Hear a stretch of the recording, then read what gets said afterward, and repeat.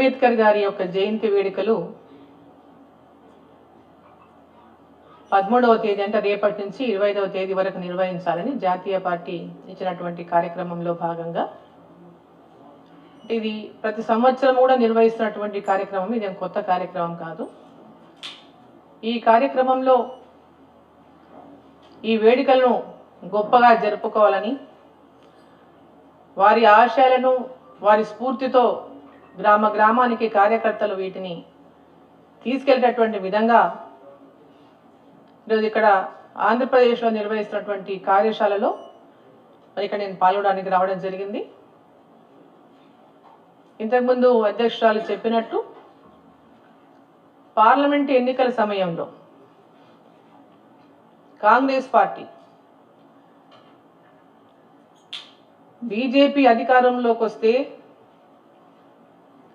రాజ్యాంగాన్ని మార్చేస్తారు అని ఒక దుష్ప్రచారాన్ని దేశవ్యాప్తంగా తీసుకెళ్లడం వల్ల ప్రజల లోపల ఉన్నటువంటి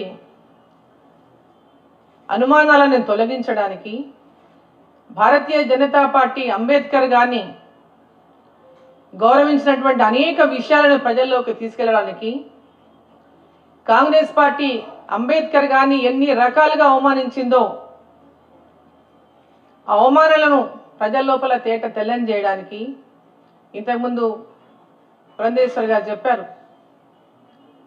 అంబేద్కర్ గారిని ఆనాటి కాంగ్రెస్ పార్టీ లోక్సభ ఎన్నికల్లో పోటీ చేస్తే ఓడించినారు. ఈవెన్ నెహ్రూ గారు కూడా వారు ఓడిపోవాలని చెప్పి కోరుకున్నారు, ఓడించాలని చెప్పి వారు కూడా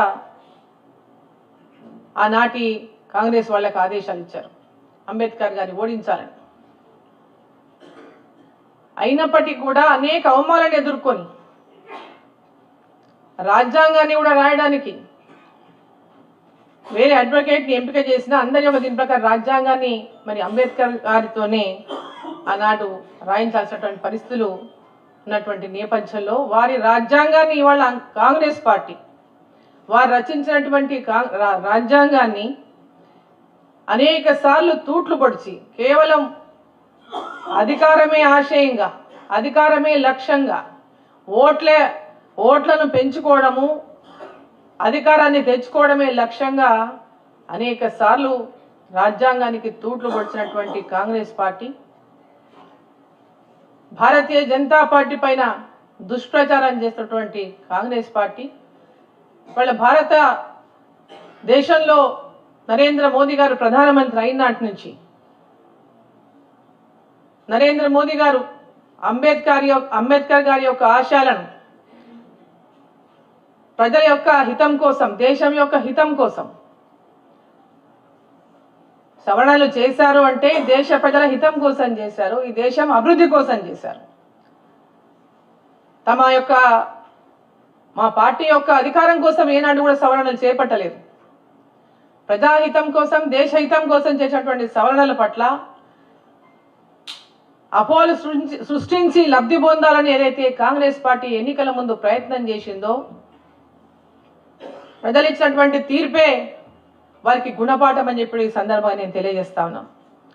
ఈరోజు నరేంద్ర మోదీ గారి యొక్క నాయకత్వంలో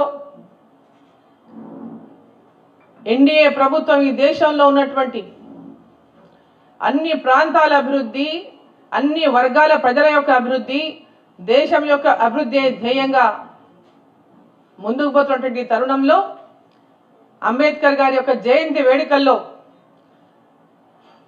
అంబేద్కర్ గారి యొక్క స్ఫూర్తితో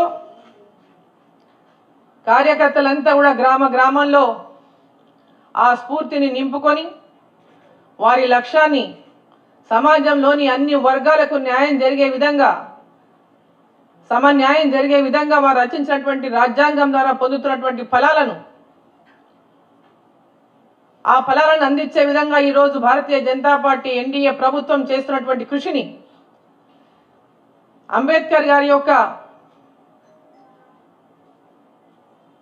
వారి యొక్క స్ఫూర్తిని నింపుకొని ముందుకు పోతున్నటువంటి తరుణంలో మరి కార్యశాలలో కార్యకర్తలకంతా కూడా దిశానిర్దేశం చేస్తూ వీరిని క్షేత్రస్థాయి వరకు కూడా భారతీయ జనతా పార్టీ యొక్క లక్ష్యాన్ని, అంబేద్కర్ గారి యొక్క స్ఫూర్తిని ప్రతి ఒక్కరికి కూడా తెలిసేటటువంటి విధంగా ఈ కార్యక్రమాలను ఇక్కడ ఏర్పాటు చేసుకోవడం జరిగింది. ఈ కార్యశాలను ఇక్కడ ఏర్పాటు చేసుకోవడం జరిగింది. మరి ఈ కార్యశాలలో కార్యకర్తలంతా కూడా మరి ఈ స్ఫూర్తిని నింపుకొని గ్రామానికి వెళ్ళి ఈ ప్రోగ్రాంలను నిర్వహిస్తారు. వచ్చే అంటే 25th వరకు ఉంటుంది. ఈరోజు రేపటి నుంచి రేపు సాయంత్రం అంబేద్కర్ గారి యొక్క